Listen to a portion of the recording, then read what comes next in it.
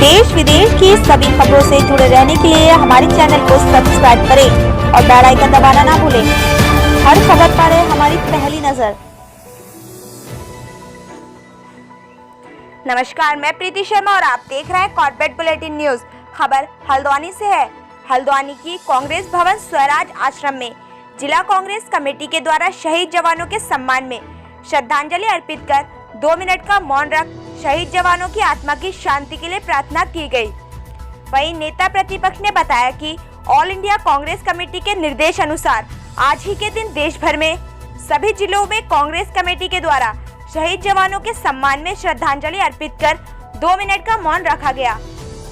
वहीं नेता प्रतिपक्ष का कहना है कि हमारे सैनिकों द्वारा अपनी मातृभूमि की रक्षा करते हुए शहीद हुए कांग्रेस पार्टी द्वारा सैनिकों के सम्मान में श्रद्धांजलि अर्पित करते हुए उनके परिवारों के प्रति आभार व्यक्त करते हुए ईश्वर से प्रार्थना की गई कि हमारे देश के शहीद जवानों की आत्मा को शांति प्रदान करे। वहीं नेता प्रतिपक्ष ने कहा कि कल प्रदेश के मुख्यमंत्री के द्वारा वर्चुअल रैली की गई, उसमें 2 बातों पर विशेष जोर दिया गया कि पहला रिंग रोड का निर्माण और दूसरा अंतर्राष्ट्रीय बस अड्डे का निर्माण। वहीं नेता प्रतिपक्ष का कहना है कि जिसके बजट में पैसा ही नहीं है उसका निर्माण कैसे होगा। नेता प्रतिपक्ष के द्वारा कहा गया कि भाजपा सरकार जब सत्ता में आती है तब कहीं भी किसी भी क्षेत्र में किसी भी गली मोहल्ले में सड़कों का निर्माण कार्य व अन्य निर्माण कार्य नहीं किए जाते। प्रदेश में कहीं भी आपको हॉट मिक्स प्लांट चलता नजर नहीं आएगा। आपको कोई भी अधिकारी सड़कों पर निरीक्षण करता हुआ नजर नहीं आएगा। भाजपा सरकार में सभी अधिकारी अपने ऑफिस में बैठे नजर आएंगे। धरातल पर कोई भी विकास कार्य नजर नहीं आता। नेता प्रतिपक्ष का कहना है कि आईएसबीटी के लिए कांग्रेस पार्टी के ही द्वारा फॉरेस्ट विभाग से जमीन स्वीकृत कराई गई थी।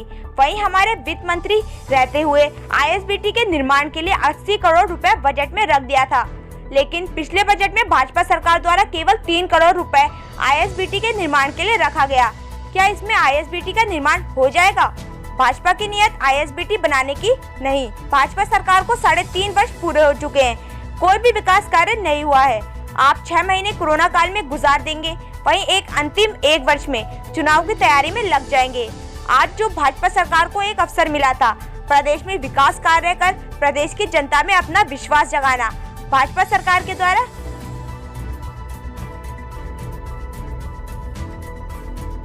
खो दिया गया है। एवं 2022 में प्रदेश में सरकार कांग्रेस की होगी, क्योंकि भाजपा सरकार से जनता पूरी तरह त्रस्त हो गई है। महंगाई चरम पर है, विकास कार्य ठप पड़े हैं। आज जनता कांग्रेस को लाना चाहती है और 2022 में कांग्रेसी सरकार आएगी। आप देख रहे हैं हल्द्वानी से अतुल अग्रवाल की रिपोर्ट। फिलहाल खबरों में इतना ही। बाकी खबरों के लिए देखते रहिए कॉर्पोरेट बुलेटिन न्यूज। नमस्कार।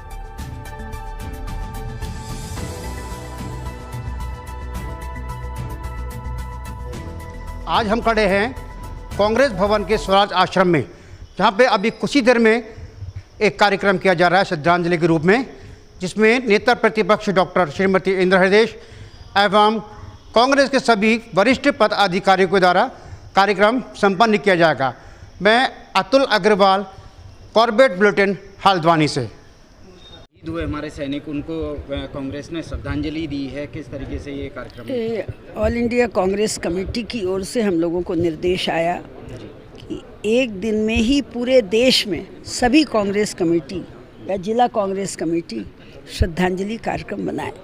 पीसीसी ने कुछ तारीखें भिन्न थी, लेकिन हमने एआईसीसी की तारीखों को स्वीकार किया और आज जो लोग शहीद हुए तो हम उनके प्रति श्रद्धांजलि अर्पित करके उनके परिवारों के प्रति आभार व्यक्त करते हैं और ईश्वर से प्रार्थना करते हैं कि उनकी आत्मा को शांति मिले। इसके लिए हम लोग आज यहाँ एकत्र हुए।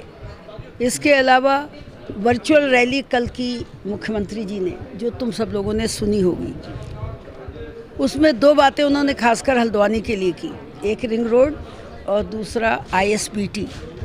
कहा आईएसबीटी की जगह निश्चित कर देंगे, तो इसका मतलब अभी उन्होंने जगह निश्चित नहीं की है। और जो रिंग रोड है वो ज़रूर बनेगी, उसके लिए कोई एक पैसा बजट में जिसका प्रावधान नहीं है उसका निर्माण होगा ही नहीं।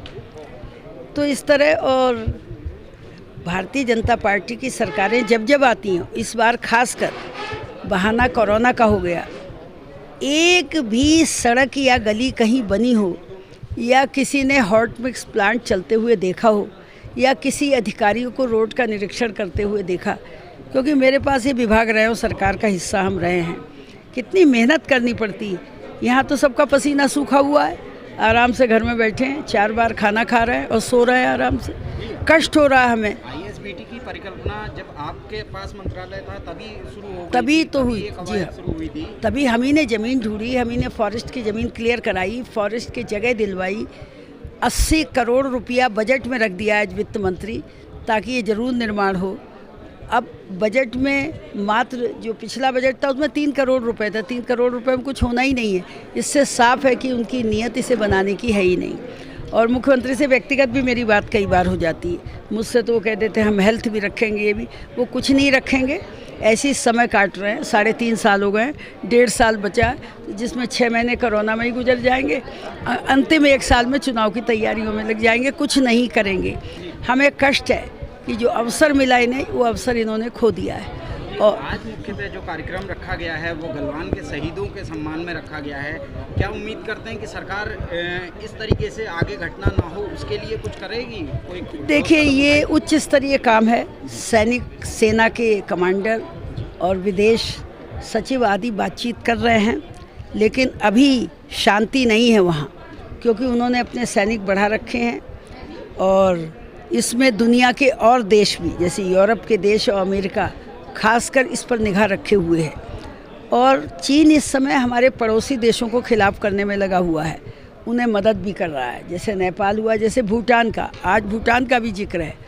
तो बॉर्डर से जो लगे हुए है, पाकिस्तान तो हमेशा से जाना हुआ है, इसके अलावा जो बॉर्डर से लगे राज्य हैं उनसे वो भारत को घिरवाना चाहता है, परंतु ये अंतर्राष्ट्रीय विषय बन चुका है, तो इतनी आसानी से चीन कर कुछ नहीं पाएगा, सिवाय अपनी हैकड़ी और अपनी दबंगई को दिखा रहा है लगातार। युद्ध किसी के पक्ष में नहीं होता है, हम तो शांति चाहता है, भारत हमेशा शांति प्रिय रहा है। युद्ध से सभी का नुकसान होता है, चीन को सद्बुद्धि आए और युद्ध से दुनिया बच सके। मुझे बिल्कुल नहीं मालूम, तो मैंने कहा मैं शासनादेश की कॉपी तुम्हें भेजती हूँ। खैर फिर अगले दिन उसका बयान नाराज़गी का आया कि इन्होंने मुझसे नहीं पूछा और ये आदेश निकाला है। अभी मैंने उस पर बयान नहीं दिया, आज सोच रही हूँ, क्योंकि तीखा और सख्त बयान उस पर देना है। तो ये चीज़ें आपकी जानकारी में भी रहनी चाहिए। उसके कारण मैंने कई कारण पर विचार किया। अब हमारी ब्यूरोक्रेसी आरएसएस में अपनी पैठ बनाने का प्रयास कर रही है, क्योंकि मंत्री उनसे उनकी कार्यप्रणाली से वैसे ही नाराज है, तो आरएसएस से रक्षा कवच मांग रही है। आज इसी पर यह भी एक महत्वपूर्ण सूचना है जो आप सबके पास होनी चाहिए। हमें अभी बड़ी मजबूती के साथ ये लड़ाई लड़नी है, क्योंकि भारतीय जनता पार्टी को ये लगने लगा है कि वातावरण उनके पक्ष में नहीं है। जब शाम को रोटी नहीं मिलेगी, मार्च के बाद अप्रैल मई जून की तनख्वाह देने की स्थिति में कोई नहीं है, ना इंस्टीट्यूशन है प्राइवेट, ना प्राइवेट फैक्ट्रियाँ हैं। दुर्गा पाल जी आ रहे हैं, भाई कुर्सी का इंतजाम करो। शहीदों के सम्मान में ये शोक सभा रखी गई थी, क्या उद्देश्य था, किस तरीके से आप लोगों ने ये शोक सभा की? देखिए, ये जो आज हमारी माननीय राष्ट्रीय अध्यक्ष और हमारे माननीय प्रदेश अध्यक्ष के नेतृत्व आह्वान पर एक ये श्रद्धांजलि कार्यक्रम पूरे देश में और पूरे प्रदेश में आज महानगर कांग्रेस कमेटियां, ब्लॉक कांग्रेस कमेटियां, जिला कांग्रेस कमेटियां, सभी जगहों पर जो हमारे वीर सैनिक जो हमारे बॉर्डर पर शहीद हुए थे और जिस तरीके से उनके साथ जो चीन की सेना ने जिस तरीके से वो मतलब हथियार में रोड में अपना तार वार लगा के जिस तरीके से सुनियोजित तरीके से जिस तरीके से हमारे वीर सैनिकों को शहीद किया गया, उसकी आज हम लोगों ने यहाँ पर निंदा की और उसके साथ ही साथ अपनी उनकी आत्मा की शांति की प्रार्थना के लिए सभी हमारे कांग्रेस के वरिष्ठ यहाँ पर एकत्रित हुए और हमने उनकी आत्मा की शांति के लिए यहाँ पर 2 मिनट का मौन रखा और उनको श्रद्धांजलि दी। तो यही कार्यक्रम आज हमारा था। जी, आगे जो आपने कार्यक्रम घोषित किए हैं आने वाले समय में सरकार को लेके या सरकार की नीतियों को लेके, उस पर कुछ कहेंगे? देखिए, ऐसा है कि निश्चित रूप से सरकार, चाहे केंद्रीय सरकार हो चाहे राज्य सरकार हो, निश्चित रूप से पूरी तरीके से हिटलरशाही पर आ चुकी है। जिस तरीके से कल हमारे माननीय प्रदेश अध्यक्ष जी पर एक कार्यक्रम के दौरान उन पर मुकदमा दर्ज किया गया, जिस तरीके से हमारे यहाँ पर हल्द्वानी महानगर पालिका में जिस तरीके से एक बड़ा भ्रष्टाचार अभी उजागर हुआ है, स्टाम्प घोटाला, उसको लेकर के भी हम लोग कल से यहाँ पर प्रदर्शन करने जा रहे हैं। और जो भी बिजली, पानी और जो पेट्रोल पेट्रोल के दाम, डीजल के दाम जिस तरीके से बेतहाशा इस पूरे देश में बढ़ गए हैं, उसको लेकर के भी हमारा 29 तारीख को एक बड़ा प्रदर्शन यहाँ पर होने वाला है, जो सोशल डिस्टेंसिंग का ध्यान रखते हुए। तो ये सभी जब सरकार के खिलाफ जो चीज़ें हैं, लगातार हम लोग सड़कों पर उतर करके आंदोलन करेंगे और ये सरकार को निश्चित रूप से जब तक ये सत्ता से नहीं हट जाती है तब तक हम लोग ये मोर्चा संभाल रखेंगे। धन्यवाद।